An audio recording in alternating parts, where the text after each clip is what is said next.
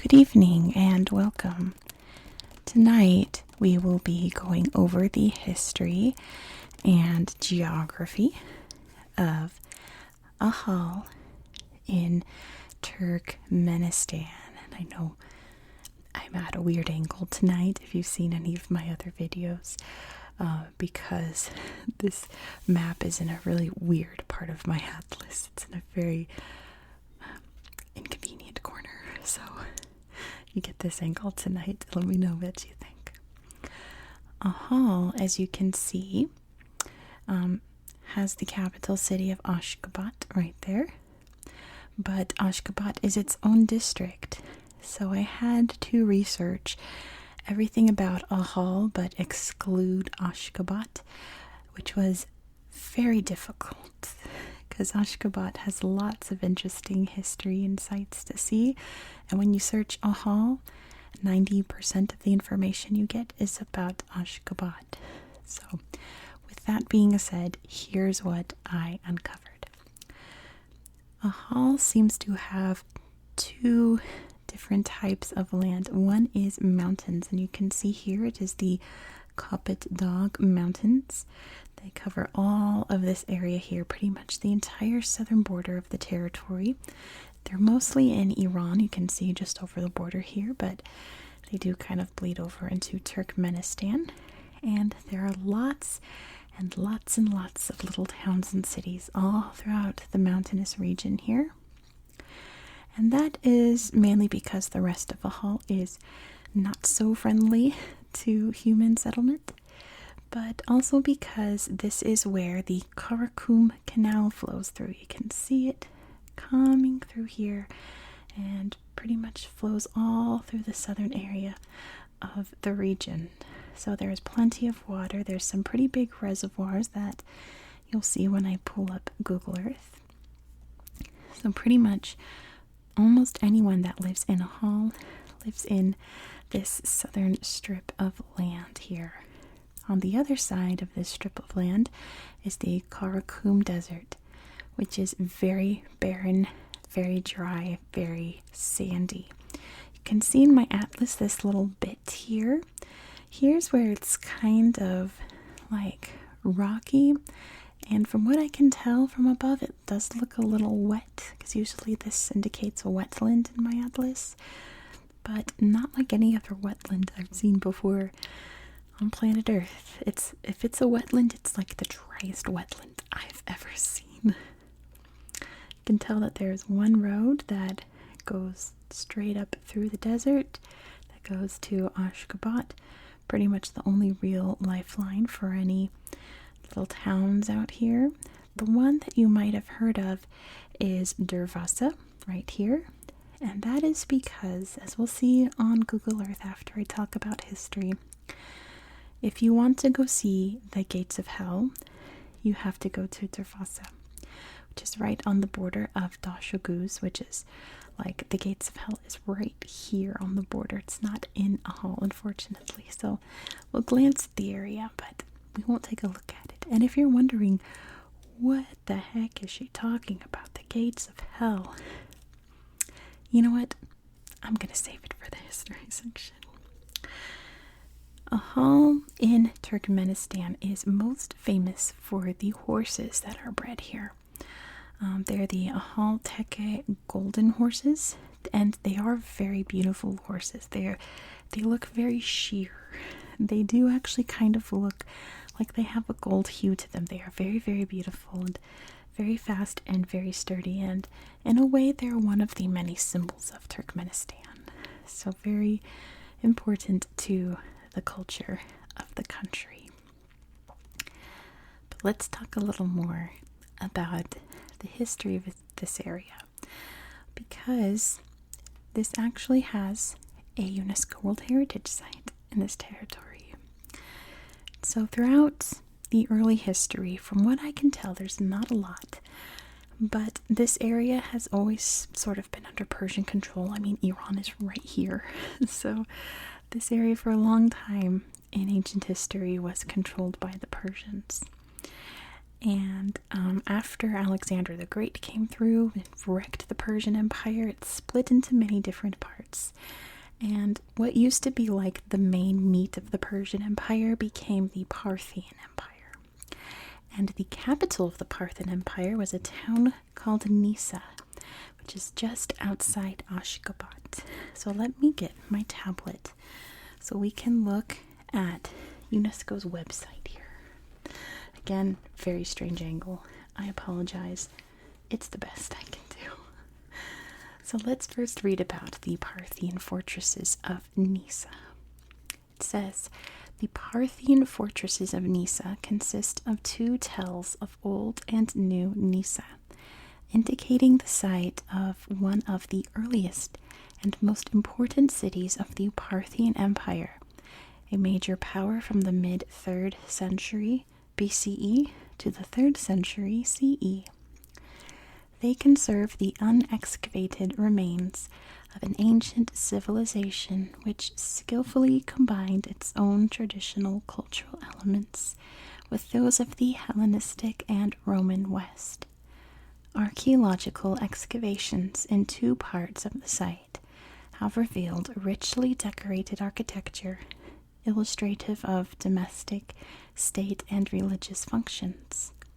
Situated at the crossroads of important commercial and strategic axes, this powerful empire formed a barrier to Roman expansion while serving as an important communication and trading center between east and west, north and south. Let's take a look at the gallery here so you can see what remains of this ancient capital city. I like pictures like this. You can kind of see a scope of what the city once looked like. That's really neat. Let's see if there's anything else that's cool. Yeah, there's another view. The same area. Oh, I have to zoom in. Very, very neat. It looks like a little maze, but you know, these were all important buildings and things back then. So that is very interesting to me. Set that aside very carefully. So, history from this point until the 1800s is very foggy. Mostly because if you, like I said, when you search the history of this region, you just get Ashgabat, and we're going to talk about the city on another day.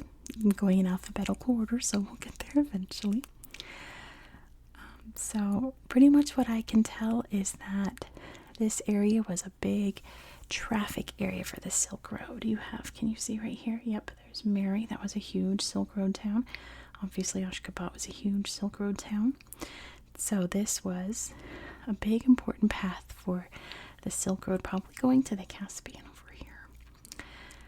But many, many, many traders coming west to east, east to west would have passed through this area. In the 1830s, the earliest documentation of the Teke tribe was written about, that they had entered this territory and began to settle. The Teke, and I hope I'm saying that right, I found no information on how to pronounce it correctly.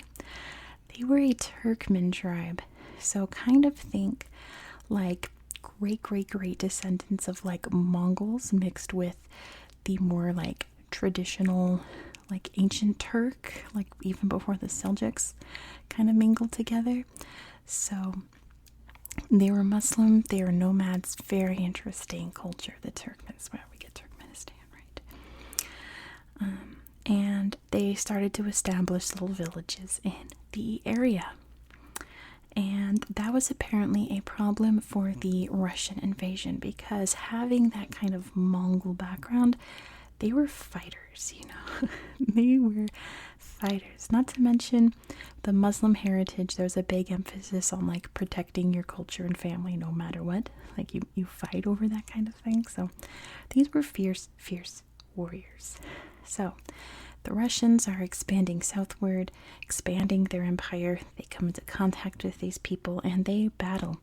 The biggest one was called the Battle of Göktepe, which happened right here. You can see Göktepe.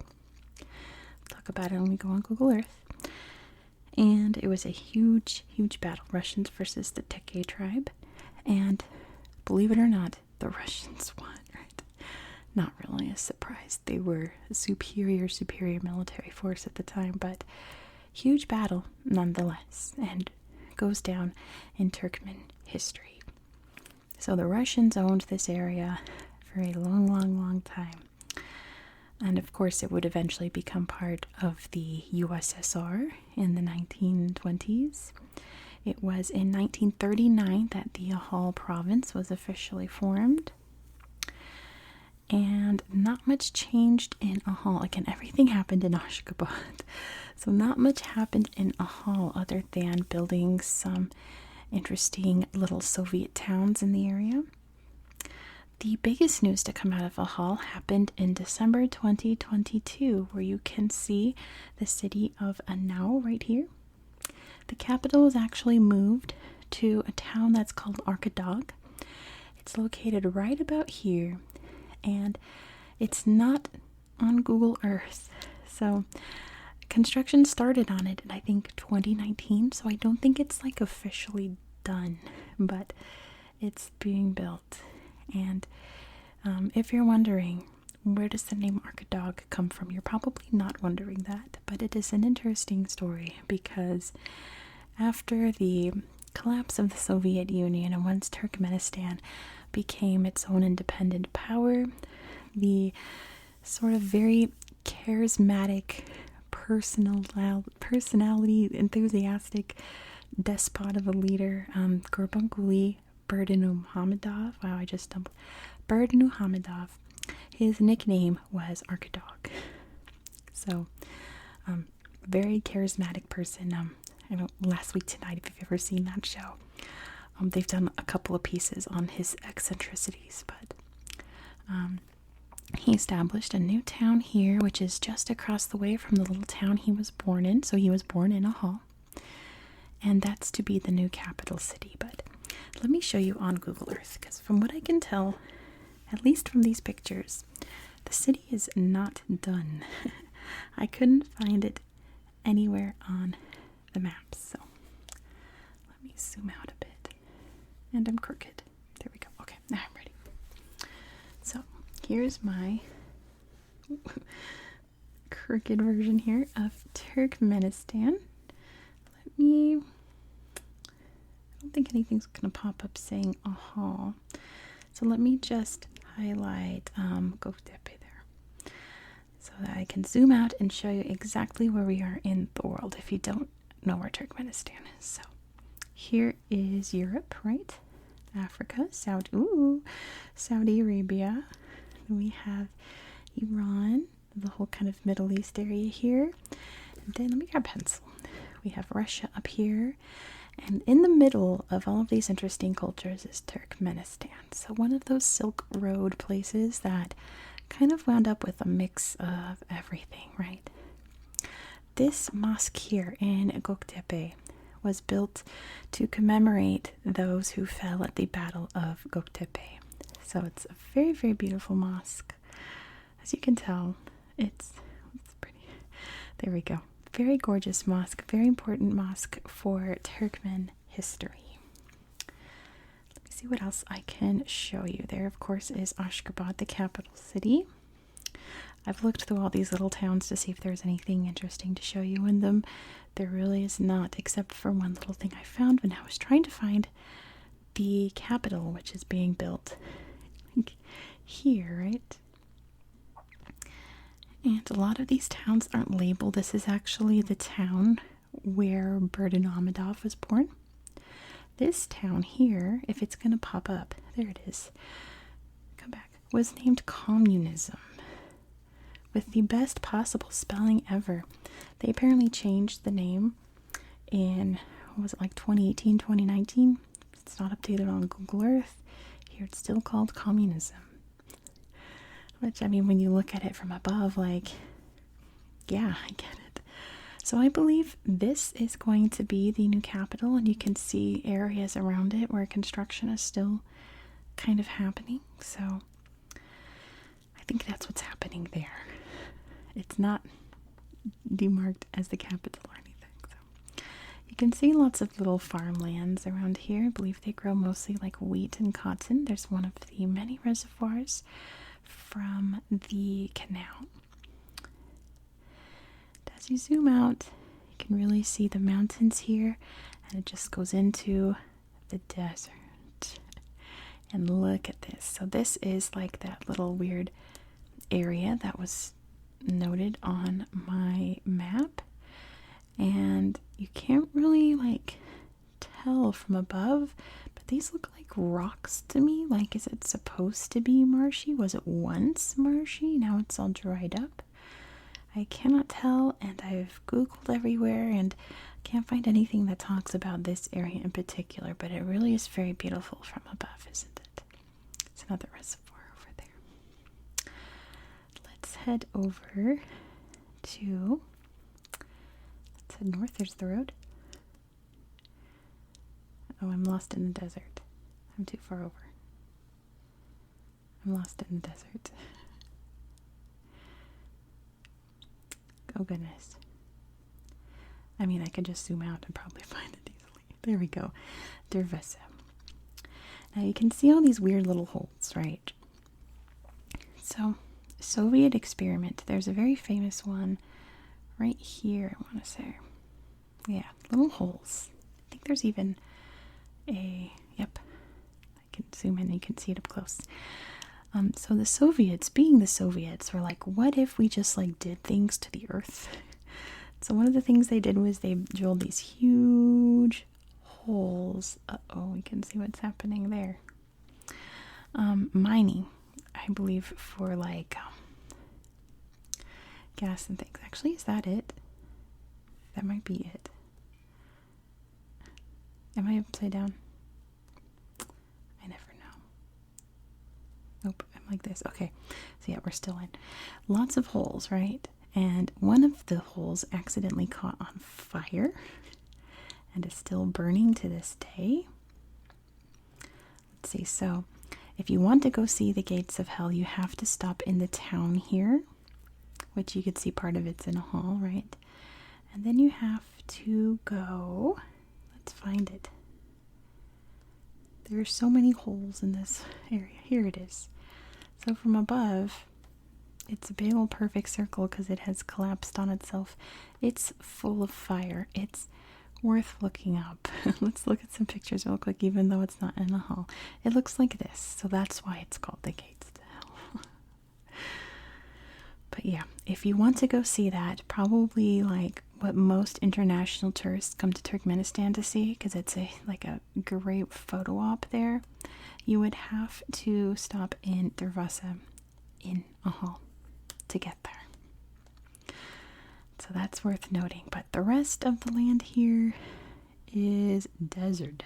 I'm talking like desert, like you need your camels to get through this area, right? You can see the mountains forming the little border there, and that is southern Turkmenistan. Isn't it so interesting? That's about all that I have to show you for tonight. So thank you so much for watching. If you liked this kind of content, please consider subscribing, because I'm going through every part of the world. And next we're hopping over to Kuwait. So be sure to subscribe so you don't miss out. I hope that you found this video relaxing and educational. And I hope that you have a very good night. Good night.